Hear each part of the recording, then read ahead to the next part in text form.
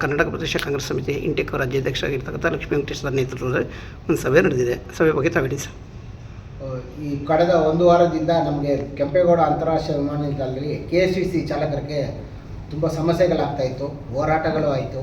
So ಅದು ವಿಚಾರವಾಗಿ ಇವತ್ತು ನಮ್ಮ INTUC ರಾಜ್ಯಾಧ್ಯಕ್ಷರಾದ ಲಕ್ಷ್ಮೀ ವೆಂಕಟೇಶ್ ಸರ್ ಸಭೆ ಕರೆದಿದ್ರು. ಆ ಸಭೆಗೆ ಎಲ್ಲ ಚಾಲಕರು ಕೂಡ ಇಲ್ಲಿ ಬಂದಿದ್ದಾರೆ.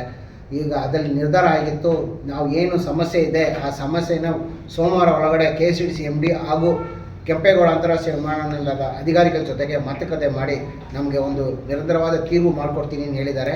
ಸೊ ಅದಕ್ಕೆ ನಮಗೂ ಹೃತ್ಪೂರ್ವಕ ಧನ್ಯವಾದಗಳು. ಅದ್ರ ಜೊತೆಗೆ ಇವತ್ತಿನ ಹೊಸ ಸದಸ್ಯರುಗಳನ್ನ ಇವತ್ತಿನ ದಿವಸ ನೇಮಕ ಮಾಡಿದ್ದೀವಿ.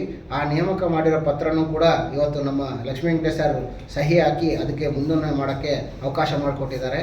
ಎಲ್ಲ ಥರ ರೀತಿಯಲ್ಲೂ ಸಂಘಟನೆ ಜೊತೆ ಇದ್ದು ಕೆಲಸ ಮಾಡೋ ಲಕ್ಷ್ಮೀ ವೆಂಕಟೇಶ್ ಸರ್ಗೆ ಎಲ್ಲ ಚಾಲಕರ ವರ್ಗದಿಂದ ಚಾಲಕರ ಪರವಾಗಿ ನಮ್ಮ ಲಕ್ಷ್ಮೀ ವೆಂಕಟೇಶ್ ಸರ್ಗೆ ಹೃತ್ಪೂರ್ವಕ ಧನ್ಯವಾದಗಳು.